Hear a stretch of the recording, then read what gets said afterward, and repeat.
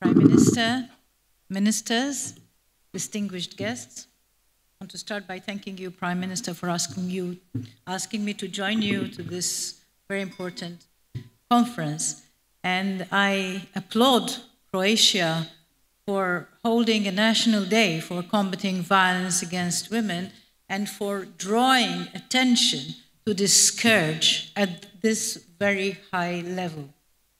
The marking of this day acknowledges that too many women and girls cannot yet live free from gender-based violence or domestic violence. We must therefore do our utmost to prevent violence from occurring, and when it does, we must have the right support for victims and prosecute perpetrators.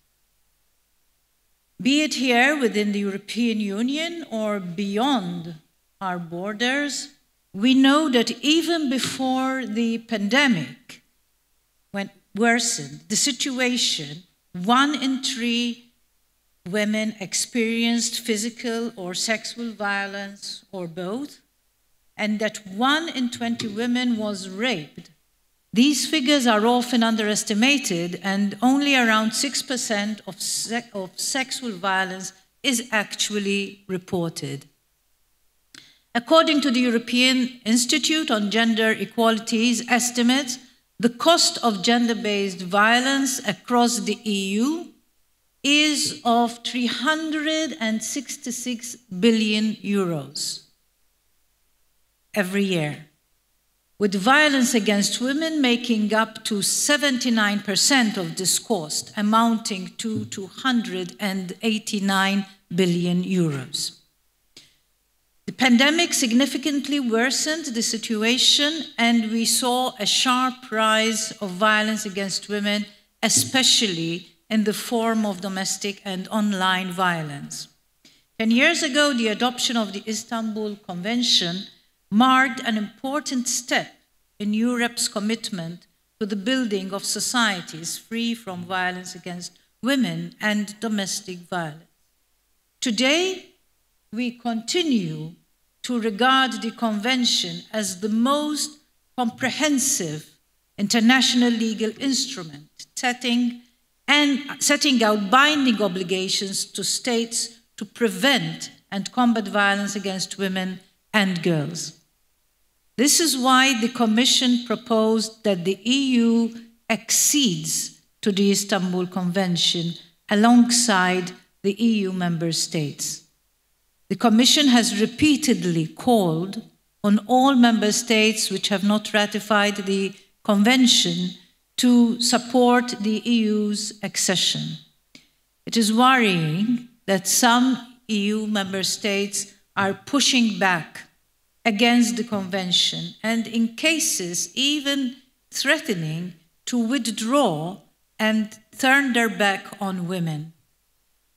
Debate is healthy, of course, in a democracy, but it must center on accurate information. And there are many misconceptions, as the Prime Minister pointed out, that have emerged in this debate. Croatia, on the other hand, represents a success story. Following the ratification of the Convention, Croatia has clearly shown that it is possible to dispel misinformation through a healthy and productive debate based on accurate information and with different stakeholders active on the ground.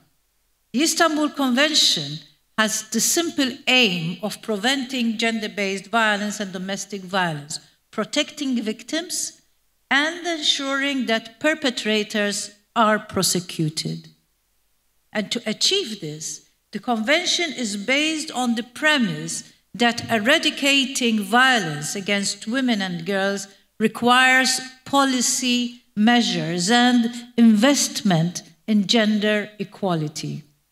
Investing in different measures such as housing, programs for perpetrators, specialized support services for victims, access to justice, training of law enforcement staff, and ongoing awareness-raising activities is thus key to reduce the number of victims and the cost gender-based violence entails. And I was very happy to hear this morning that Croatia is doing all this, and I really must commend you for this.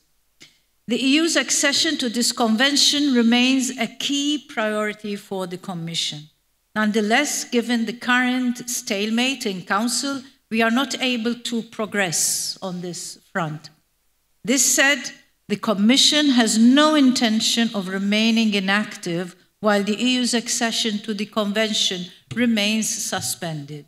We are thus preparing a new legal proposal to prevent and combat gender-based violence and domestic violence, which I will present by the end of this year.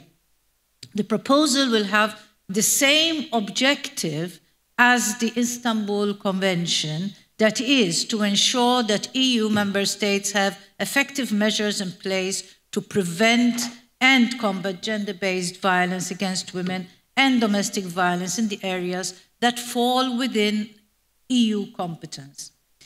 The EU Gender Equality Strategy, which we presented in 2020, also sets out non-legislative initiatives. We will work to protect women's safety online by setting up a cooperation framework for internet platforms and other stakeholders to set up actions against illegal online violence against women. We will also launch an EU network for the prevention of gender-based and domestic violence. And we will put forward a recommendation to tackle harmful practices such as female genital mutilation, forced abortion, and forced sterilization.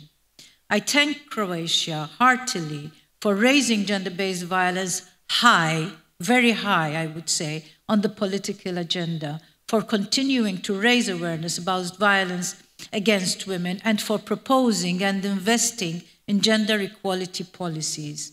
Awareness-raising campaigns are essential instruments to challenge social norms and harmful stereotypes, which are among the root causes of this type of violence, with dire consequences for women especially, their families, our economies, and the entire society. And here I want to commend you for the very good video, which made me cry, but it's a reality for many families.